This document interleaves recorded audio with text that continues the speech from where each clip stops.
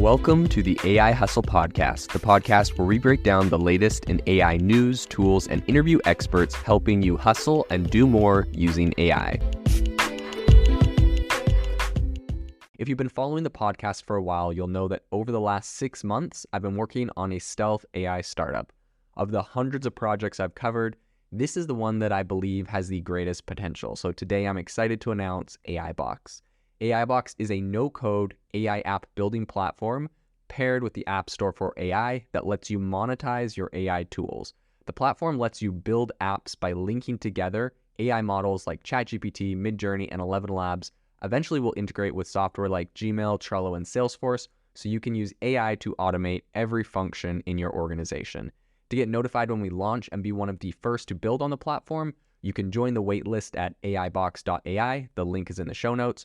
We are currently raising a seed round of funding. If you're an investor that is focused on disruptive tech, I'd love to tell you more about the platform. You can reach out to me at jaden@aibox.ai. I'll leave that email in the show notes. One of the most visible use cases of AI that we see on a pretty frequent basis is just the ability for cars to drive themselves, right? Self-driving vehicles. This is something that has been worked on for quite a long time.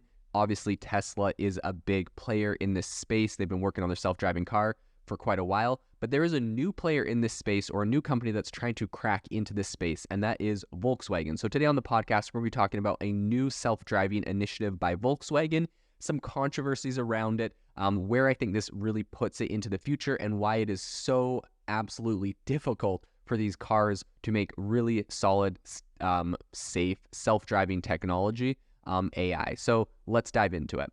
So the news that is coming out today is the fact that Volkswagen has launched an autonomous vehicle test program in Austin, Texas. They're going to be using a fleet of 10 of their all-electric ID. Buzz vehicles. If you don't know what the ID. Buzz is, it's essentially like it's kind of like their new modern version of the old VW bus, the hippie bus that everyone knows is super iconic. They made an electric version of that, and they're going to be creating self-driving vehicles with this. Now, they partnered with Mobilize technology. But what I think is really interesting here is that this is coming around 9 months after they shut down their autonomous vehicle technology startup Argo. And this is after Volkswagen and Ford both were former financial supporters of Argo. They pulled their financial support and they just pretty much grabbed whatever was left of the IP and whatever was left over from Argo. So Argo completely shut down.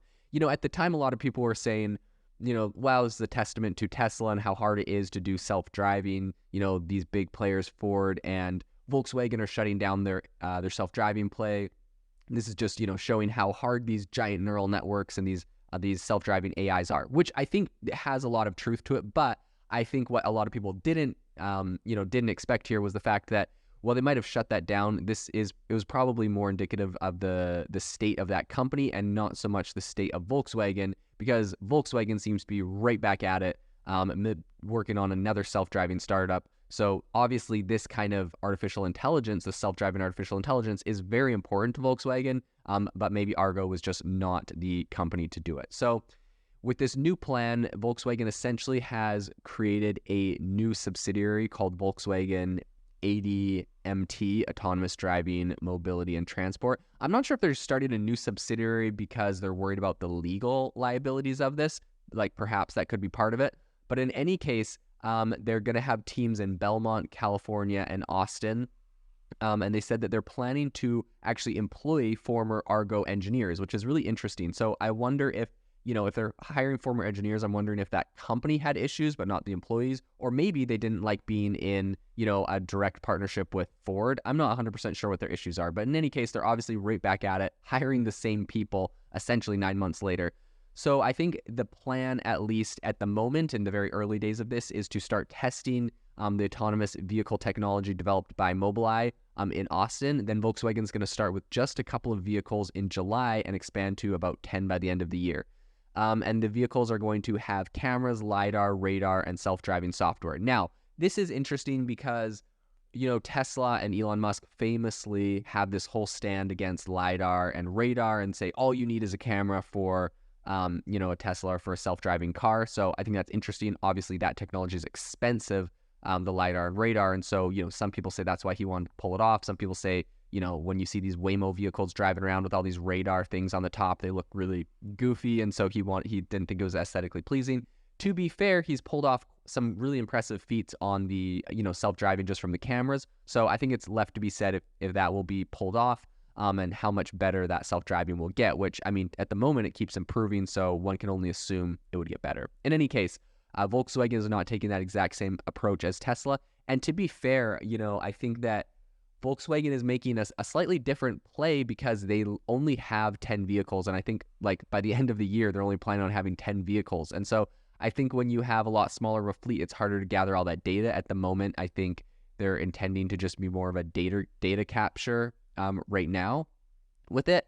And I think it's pretty hard to compete with Tesla, who has, hundreds of thousands of vehicles all on the road with cameras that are constantly capturing data, sending it back, and training their self-driving technology to become better and better. So I think it is going to be pretty interesting to see what they can do if they really are able to compete with such a small fleet that is gathering data. And of course, they are, being able to lean on Mobileye, who has a lot of this self-driving technology and data already in place.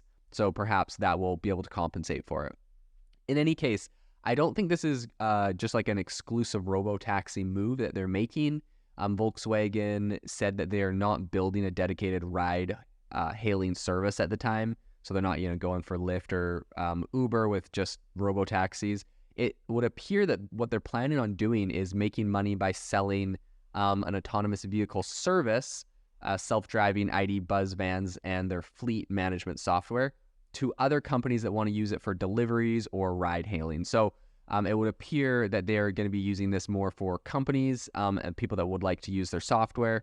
And this is a quote directly from them. They said, "Expanding our autonomous vehicle program to the North America region is the next step in our global strategic roadmap and the result of a long-term collaborative investment." So that was Christian Senger, who's a member of the board of management at Volkswagen Commercial Vehicles.